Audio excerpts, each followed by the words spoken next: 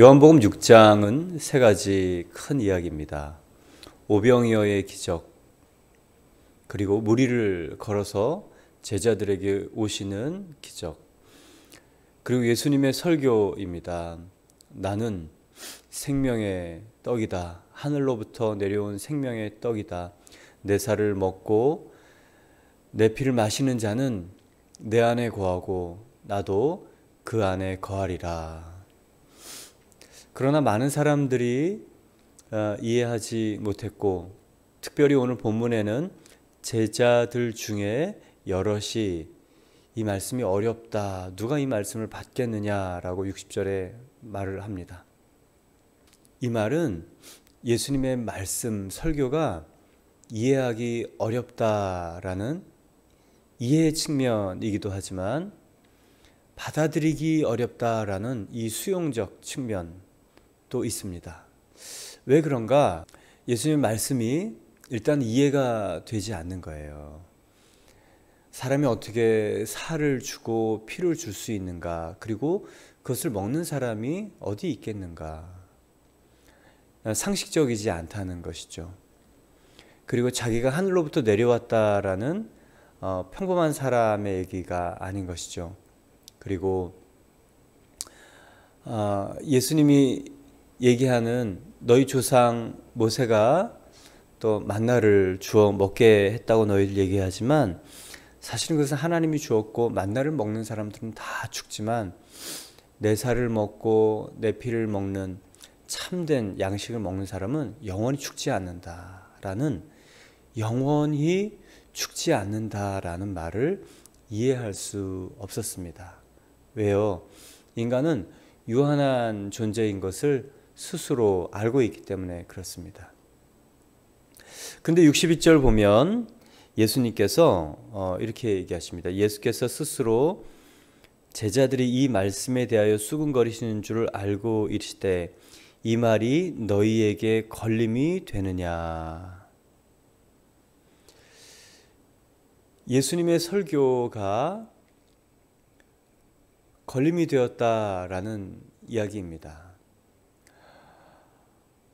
어떤 사람에게 예수님 말씀은 은혜가 되고 생명이 되고 기적이 되고 역사가 되는가 하면, 어떤 사람에게는 예수님의 말씀이 시비가 되고 걸림돌이 되고 또 그 마음에 거역이 되는 이유는 무엇일까요?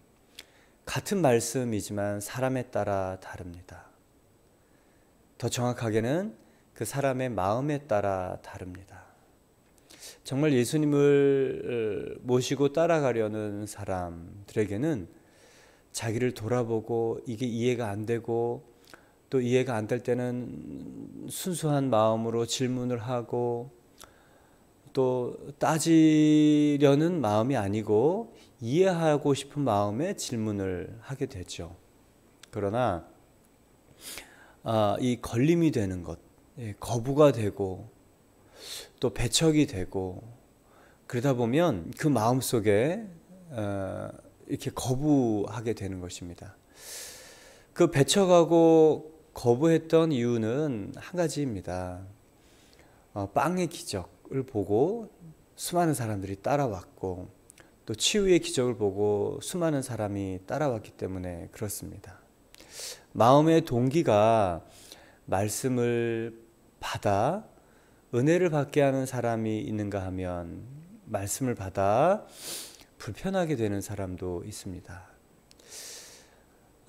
그런데 더 정확하게는 이 말씀 받고 은혜가 되고 불편하게 되는 이유 중에 하나는 이 예수님의 설교 중에 내 살을 먹고 내 피를 마시는 자는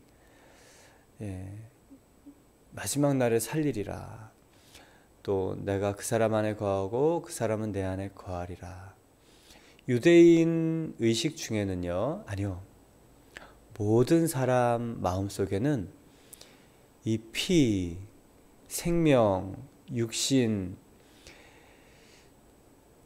생명이 피에 있으므로 피가 죄를 속하느니라, 이 진리가 모든 사람 안에 있습니다. 그래서 누구의 피를 흘렸다면 그 피에 대한 대가를 지불해야 된다는 것도 알고, 그 피의 은혜를 입었다면 이 생명으로 갚아야 된다는 것도 알고 있어요. 그래서 예수님이 자신의 살과 피를 준다는 것은 그것을 받아서 참 생명을 누리는 사람에게는 이 생명에 대한 부담이 있다는 것입니다. 왜요? 존재가 죽어서 나를 살게 하는 그 양식이 된다면 그 양식, 한 존재가 죽어서 내가 살게 된 그 생명에 대한 이 부담, 책임, 이것이 그 생명의 은혜를 입은 사람들의 당연한 반응인 것을 유대인의 제사의 습관에서는 당연히 인지가 되는 것이고, 모든 사람, 모든 인류가 다 그것은 알고 있습니다. 사실 이해가 안 됐다라기보다 그게 받아들여지거나 수용이 되지 않았던 것이죠. 왜냐? 편안함을 구했어요. 또 땅의 축복을 구했어요.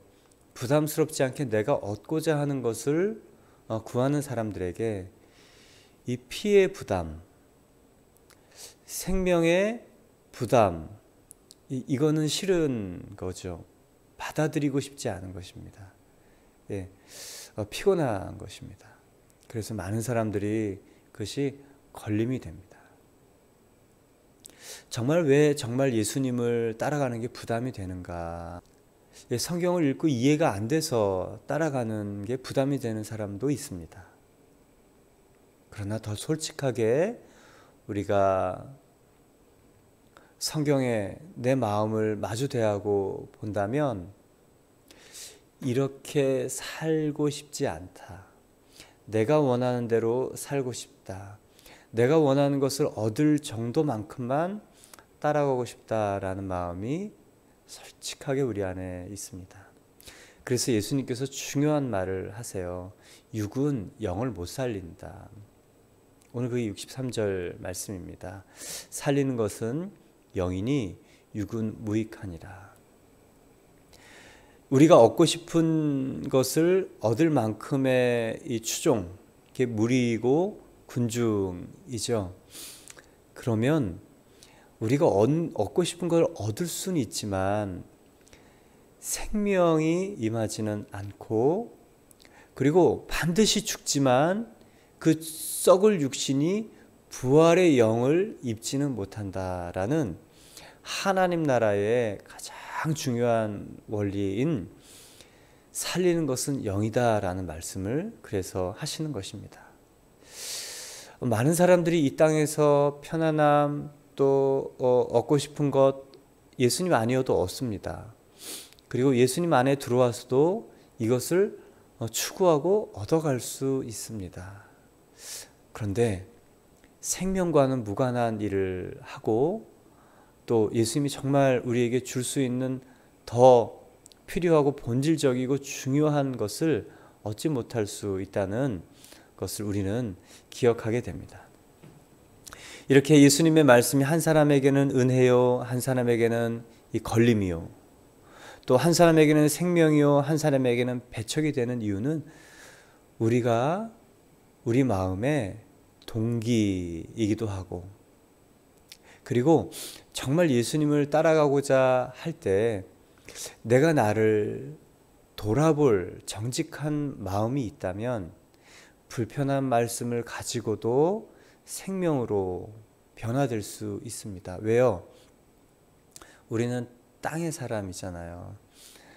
예, 이 선악과 먹은 존재로 자기 기준을 따라 살고 싶은 이 죄의 본성으로 태어났고, 이 세상의 원리, 이 세상 풍속에 따라서 열심히 죄인지도 모르고 살았잖아요. 그래서 예수님의 말씀이 들려올 때 우리는 불편할 수 있습니다. 아니요, 더 정확하게 말하면 불편한 게 맞습니다. 내 그 불편함을 어떻게 해결할 거냐, 그 불편함을 베드로의 말씀, 설교 말씀을 듣고 어찌할꼬 회개하면서 회개하고 믿음을 갖고 예수님을 영접하는 그런 회심의 사람이 될 거냐? 아니면 스데반처럼 스데반의 설교를 듣고 이를 갈고 돌을 던지는 사람이 될 것이냐? 우리의 목적이 어디에 있느냐에 따라서 달라지기도 하고, 우리가 정말 진리를 어느 정도 받아들일 건가, 그리고 나는 정말 어떤가라는 자기 마음, 내적 동기, 그리고 자기 자신을 볼 수 있는 사람이 있다면 이 걸림, 불편함, 배척을 가지고도 생명으로 갈 수 있습니다.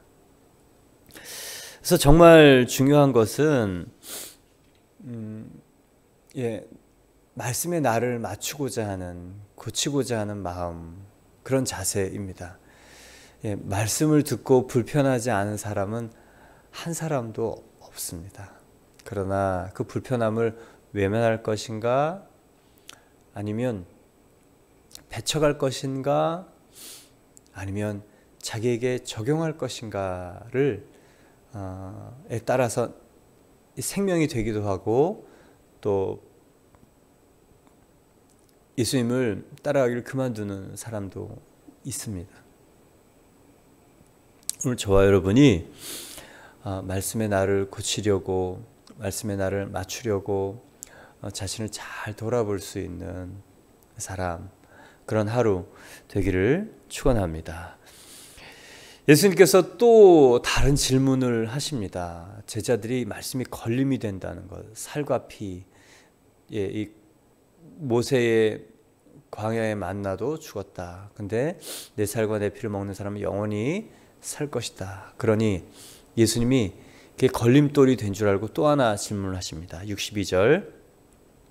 그러면 너희는 인자가 이전에 있던 곳으로 올라가는 것을 본다면 어떻게 하겠느냐? 예수님이 원래 하나님의 본체의 자리에 있었던 것이고, 십자가 이후의 죽음, 부활, 그리고 승천을 본다면 어떻게 되겠느냐? 더 믿지 못할 말을 하는 것이죠. 그런데 이 반응도 두 가지입니다. 그것을 믿고 말씀을 듣고 예수님이 승천하시는 것을 보고, 그리고 몇 날 며칠을 기다리라라고 해서 성령을 받고 인생이 변화되고 1세기 로마를 변화시켰고, 정말 기독교의 이 문을 활짝 열었던 사람이 있는가 하면, 예수님의 승천을 보고도 많은 사람들이 그냥 하늘로 올라가는 기적 같은 일, 그걸 누가 볼 수 있겠습니까? 그 일을 보고도 많은 사람, 500여 명이 봤지만 또 이 120여 명만 이 오순절에 기도하지 않습니까? 그 많은 이 300여 명이나 되는 사람들은 예수님이 하신 말씀을 기대하고 기도하지 않는 사람들로 있었던 것을 봅니다. 예수님의 승천을 보는 것 자체도 놀라운 일이죠. 물론 지금은 이게 이해가 안 됐습니다, 제자들에게. 그래서 이제 이 말씀이 걸림이 돼서 이제 떠나가게 되는 것이죠. 자기가 하나님의 아들이고 하나님의 자리에서 왔다는 것, 그리고 하나님의 자리로 돌아갈 것이라는 것을 얘기합니다. 그리고 나중에 그 승천을 본 사람도 두 가지 반응입니다. 예수님이 아무리 사실과 그리고 미래를 예견한 그 예언을 하고 초자연적인 기적을 본다 할지라도 역시 인간의 반응은 두 가지구나라는 것을 발견하게 됩니다. 그래서 예수님이 우리 인간의 마음, 이 네 가지 밭의 설교를 했던 것이 참 의미가 깊구나.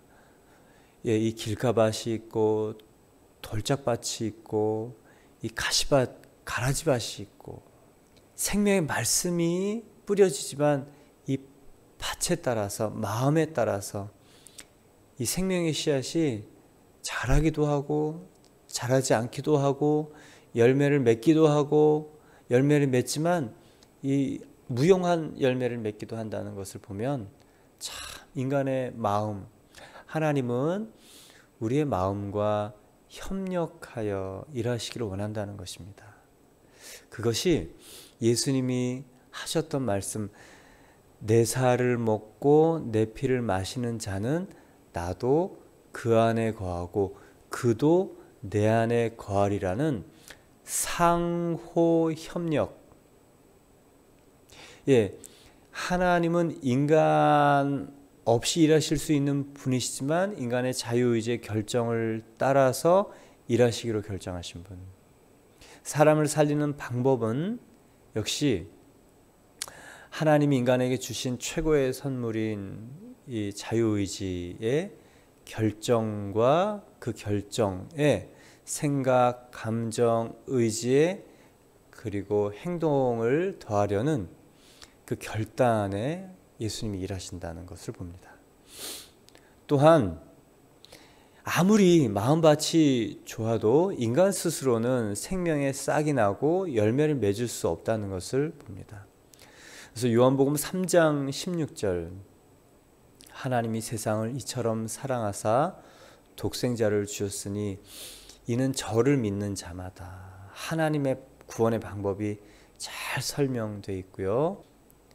예, 독생자를 주셨으니 하나님의 구원의 방법이 잘 설명되었고요. 인간 편에서 해야 할 구원의 방법, 이는 그를 믿는 것. 그래서 하나님께서 베푸신 예수 그리스도와 그분을 내 마음의 구원자의 주인으로 믿는 그분의 주권을 내 의지로 받아들이는, 그분이 행하신 그 축복의 사역을 나의 의지로 받아들이는 이 수용, 이 받아들임, 그리고 내 안에서 일하실 수 있게 하시는 이 수용적 능동 의지, 인간에게 주신 가장 큰 선물이라는 생각이 들고, 그리고 이것보다 더 귀한 선물이 있을까라는 생각이 듭니다. 오늘도 여러분 내 안에 거하고 나도 그 안에 거하리라. 예수님이 우리와 함께 거하셔서 일하시려는 이 하나님의 의지, 저와 여러분이 예수님에게 협력하는 하루 되기를 축원합니다. 그냥 뭐 다른 거 없는 것 같아요. 하나님, 당신의 뜻이 나를 통해 이루어지기를 원해서 그냥 순종할게요. 주님 기쁨이 되시는 것을 내가 하고 싶습니다. 그냥 하면 되는 것이죠. 그럴 때 우리의 순종을 통해 생명의 문이 활짝 열리게 되는 것입니다. 인간의 반응이 계속 두 가지로 나타납니다. 그래서 예수님께서 이 설교, 살리는 것은 영이니 육은 무익하니라, 내가 너희에게 이른 이 말 설교는 영이요 생명이라. 그래서요, 여러분, 예수님의 말씀, 이 성경 말씀을 읽으면 생명이 임하고 살아날 수 있고, 그 한 영혼 한 영혼이 새로운 캐릭터로 새로운 삶을 살 수 있습니다. 그리고 예수님의 말씀을 가지고 설교할 때 사람의 말로 받지 아니하고 하나님의 말씀으로 받으면, 이 데살로니가 교인들처럼, 그러면 그 사람에게도 생명의 역사가 나타납니다. 중요한 것은요, 이 생명을 일으키는 근본이 하나님이고 예수님이고 성경 말씀이라는 것이고요. 그것을 받아들이는 인간의 마음이 어떻게 어떤 열매를 맺게 할 것인가를 갈라놓는다는 것입니다. 여러분, 예수님의 말씀이 정말 우리의 영을 살리는가? 그렇죠. 인간은 영, 혼, 육 이렇게 구성이 된다고 하죠. 혼, 생각, 감정, 의지, 이 지성, 그리고 감정, 의지, 이것으로 우리가 죽은 몸이 살아나고 영원한 생명을 얻는 구원이 가능합니까? 아니요. 아무리 지식이 탁월하고 아무리 감성이 풍부하고 산을 옮길 만한 의지와 실행력이 있어도 땅의 일을 할 수는 있지만 이 죽음의 운명, 저주의 운명, 지옥의 운명이 하나님의 나라의 백성으로 바뀌어질 수 있는 이 땅의 지성과 감정과 의지는 없습니다. 그래서 100년 살고 흙으로 가는 것이 모든 인류에게 보편적인 길입니다. 유일하게 그 지정의 육신이 포함된 한 사람이 살아나는 유일한 방법은요, 영입니다. 영. 이 생명의 영. 생명의 영은 예수님이시고요. 그리고 그 예수님의 말씀을 듣고 말씀을 영접하는 사람에게 생명이 임하고 새로운 캐릭터, 새로운 이 삶을 살게 되는 것이죠. 참 오늘 본문을 보면은 너무 간단해요. 너무 간단합니다. 예수님의 말씀을 믿고 받아들이고 그리고 그것이 나에게 사실이구나라고 그냥 이렇게 행동할 때 그것이 우리에게 이미 주어진 거예요. 그리고 주어진 것을 맛보고 확인하게 되는 것이 이 비밀입니다. 예수님 말씀이 우리 안에 들어와서 생명이 되었습니다. 그러면 생명을 누리면 되는 것입니다. 그게 참 놀라워요. 64절을 보면 그러나 너희 중에 믿지 아니하는 자들이 있느니라 하시니 이는 예수께서 믿지 아니하는 자들이 누구며 자기를 팔 자가 누구인지 처음부터 아심이러라. 예수님이 부활 승천 얘기하시고 살리는 것은 영이다라고 얘기를 하시면 제자들이 또 갸우뚱할 수 있습니다. 근데 예수님께서 너희 중에 믿지 않는 사람들이 있다는 것도 안다.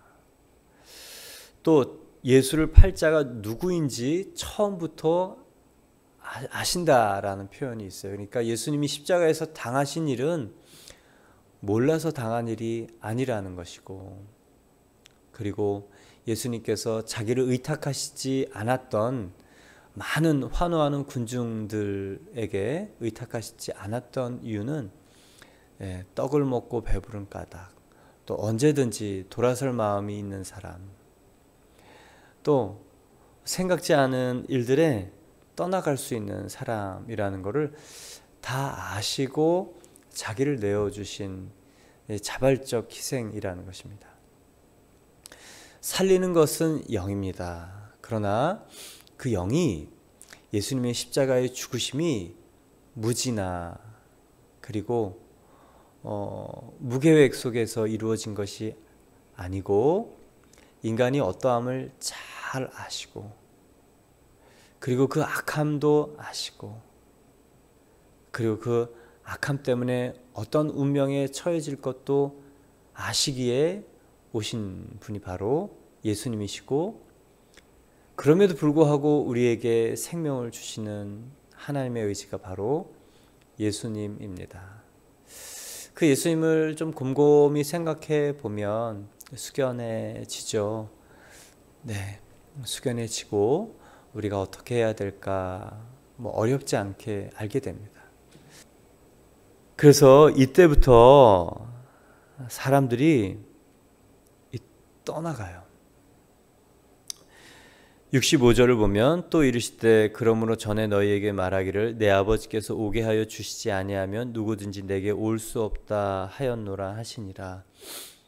이 하나님의 선택, 하나님은 누군 가르고 누군 오게 하고 누군 못 오게 하는 그런 것이 아니고요. 사실 하나님은 모든 사람을 위해서 길을 열어 놓으신 분입니다. 그리고 인간의 의지로 그 하나님의 베푸신 구원을 선택하기를 바라시는 것입니다. 그럼에도 불구하고 여기서는 아버지께서 오게 하여 주시지 아니하시면 누구든지 내게 올 수 없다 하였노라라는 하나님의 선별적 선택으로 이해되는 이 말씀은요, 사실은 강력한 하나님의 구원의 주권적 의지를 보이시는 것입니다. 하나님의 강력한 이 주체적 구원 사역을 설명하고 있는데요. 하나님은 모든 사람이 구원 얻기를 바라세요. 네. 그런데 이 얘기를 거꾸로 뒤집으면 사람은 결국 하나님이 그렇게 원해서 펼쳐놓은 이 구원의 길도 거부할 수 있구나, 거부하는 존재구나, 많은 사람들이 믿지 않는 자이구나, 많은 사람들이 하나님의 구원 의지보다 더 악한 이 죽음의 의지를 저버리고 버리지 않고 그것을 가지고 배척하고 살고 있구나라는 안타까운 마음을 보게 됩니다. 이 하나님의 불가항력적 은혜보다 더 악한 인간의 거부의 의지, 어떻게 하나님의 의지보다 더 강할 수 있을까? 하나님의 의지보다 더 강할 수 있는 것이 있습니까? 없지요. 그러나 하나님께서 인간에게 나누어 주신 하나님의 형상, 이 자유의지, 결국 이 선택이 얼마나 참 중요한 것인가. 그러고 보면요, 하나님이 인간에게 주신 자유의지의 크기는 사실 굉장히 크다는 것을 발견하게 됩니다. 그 자유의지로 하나님이 기뻐하시는 것을 선택할 때 참 하나님이 좋아하시겠구나, 그럴 수밖에 없겠구나, 그래서 기름 부으시는구나, 그래서 그런 마음으로 예수를 선택할 때 예수님에게 이렇게 다 포함되어 있는 생명과 새 역사가 우리의 이 문을 여는, 마음의 문을 여는 이 주권 이양의 믿음을 통해서 이 땅에 현실이 되고 내세의 사실이 되는구나를 발견하게 됩니다. 오늘 보면서 계속 두 반응, 두 선택 보게 됩니다. 이제 마지막으로 66절을 보면 그때부터 그의 제자 중에 많은 사람이 떠나가고 다시 그와 함께 다니지 아니하더라.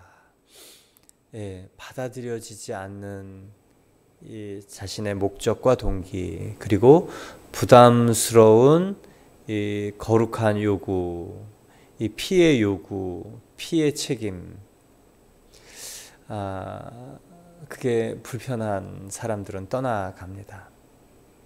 그러나 계속 주님 이해되지 않지만 따라가고 싶습니다. 이해시켜 주십시오. 설명이 좀 필요하니 주님 설명해 주십시오. 이 순수한 마음, 이게 결국은 예수 그리스도가 우리 안에 일하실 수 있게 하는 마음이죠. 빌립도 이해가 안 됐던 사람이에요. 그러나 하나님이 그 사람을 예수님이 바꿔가시죠. 보아너게라고 얘기했던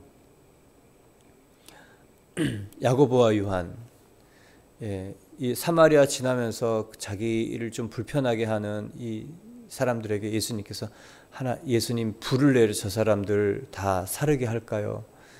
뭐 이런 얘기를 합니다. 그 정도의 인격과 말밖에 안 되는 사람들, 혈기의 사람들이거든요. 근데 예수님이 계속 함께 있으면 따라가면서 예수님에게 자신을 보여드리고 질문을 하고, 그리고 예수님이 기대하시는 것을 하나씩 선택하면서 정말 바뀌는 것을 봅니다. 결정적으로는 예수님의 십자가에서 죽으신 나를 위한 죽음, 그리고 예수님이 부활하신 기적 같은 그 생명이 내 안에 들어와 있다는 이것을 보면서 제자들의 인생이 그냥 송두리째 바뀌어갑니다. 내 인생을 바꾸려는 의지가 전혀 없는 사람에게 예수는 불편함입니다. 그러나 내 인생을 바꾸고자 하는 사람에게는 예수님의 말씀이 불편함 또는 거침 또는 걸림돌이기도 하지만 생명으로 나가는 발판이 됩니다. 오늘 저와 여러분이 예수 그리스도 그분 때문에 생명의 다리를 놓고 생명의 징검다리를 놓고 우리도 살고 다른 사람도 살리는 이 영의 사람들 되기를 축원합니다. 예수님 말씀 사랑하고 신뢰하고 그냥 그 사랑 때문에 신뢰 때문에 그냥 이렇게 행동하게 되면서 예수님의 말씀이 역사로 나타나는 예수님의 말씀이 다스리시는 저와 여러분 되기를 축원합니다. 우리 함께 기도드리겠습니다.